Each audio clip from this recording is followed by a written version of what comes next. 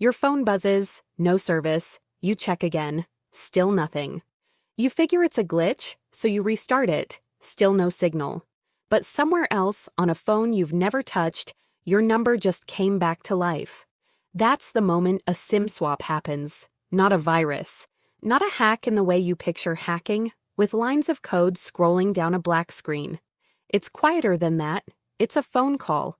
Here's what's actually happening underneath. Every phone number you own isn't really tied to your phone. It's tied to a tiny chip inside it, a SIM card, and that SIM card is registered to your account at your carrier. When someone convinces your carrier that they are you, the carrier moves your number onto a new SIM card. Your old SIM goes dark. Theirs lights up. And from that second forward, every call, every text, every one-time password meant for you goes straight to them. Think about what that number actually protects. Your bank sends a code to it when you log in. Your email uses it to reset your password.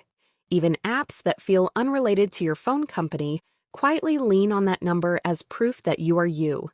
Security researchers have a name for this.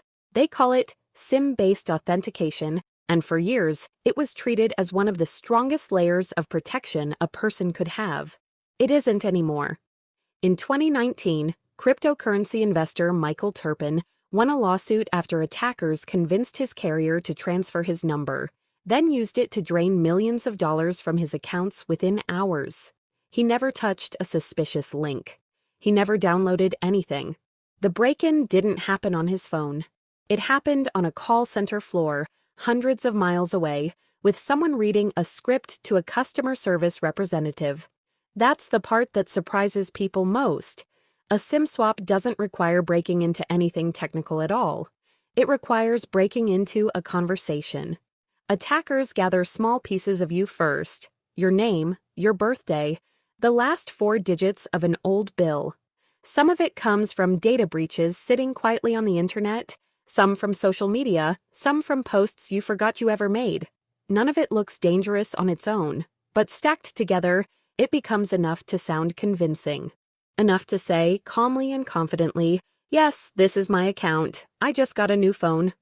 Carriers have felt this pressure for years.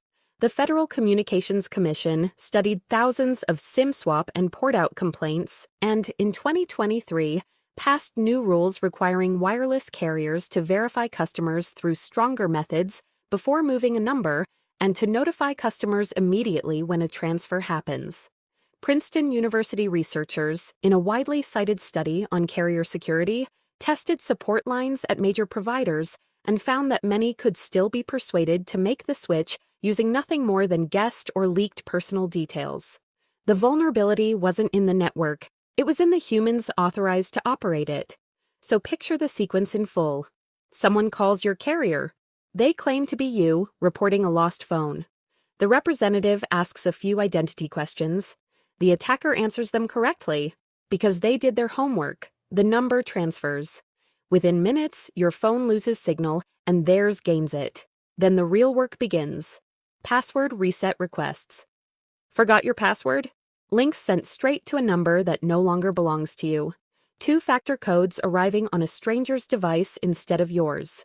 Every account you thought was locked down by your phone number is now unlocked by it, just for someone else. Here's the counterintuitive twist. The very feature meant to protect you, receiving a text message to prove it's really you, is the same feature that hands over everything once your number is stolen. Security built around something you have, your phone, quietly assumes that only you could ever have it. A SIM swap breaks that assumption completely without breaking a single line of code. This is why security engineers have spent the last several years pushing people away from text message codes entirely. Authentication apps, the kind that generate a rotating code directly on your device without touching your phone number at all, don't route through a carrier and can't be redirected with a phone call. Physical security keys go a step further, requiring a small hardware device to be physically present to log in. Neither depends on trusting a call center employee having a good day. Carriers have added their own layer too. Most major providers now let you set a separate PIN or passcode specifically for account changes, one that has nothing to do with your regular password and isn't guessable from public information. It sits in a settings menu most people never open. It takes about 90 seconds to set up, and it is, according to nearly every security researcher studying this exact attack, one of the single most effective things an ordinary person can do to shut the door on it. Why does this keep working, even now, with all these warnings out there? Because the entire attack is built on urgency and routine. A representative handling hundreds of calls a day, a customer insisting they need their line back immediately, a script that sounds exactly like every other "I lost my phone call" that came before it. There's no red flashing warning, no suspicious file. Just a voice, a few correct answers, and a system designed to be helpful. That's the real reframe here. You've been trained to watch for danger on your screen. Suspicious links, sketchy downloads, strange emails. But this entire attack never touches your screen until it's already too late. It happens in a place you can't see, on a call you never made, using information you probably already gave away without noticing. So, the next time your phone loses signal out of nowhere, sitting in the same spot it always sits, take it seriously for a second longer than you normally would. Check with your carrier directly, through their app or a number you already trust, not one texted to you. Set that account PIN tonight if you haven't already. Move your most important accounts off text message codes and onto an authentication app instead. Your phone buzzes again, no service.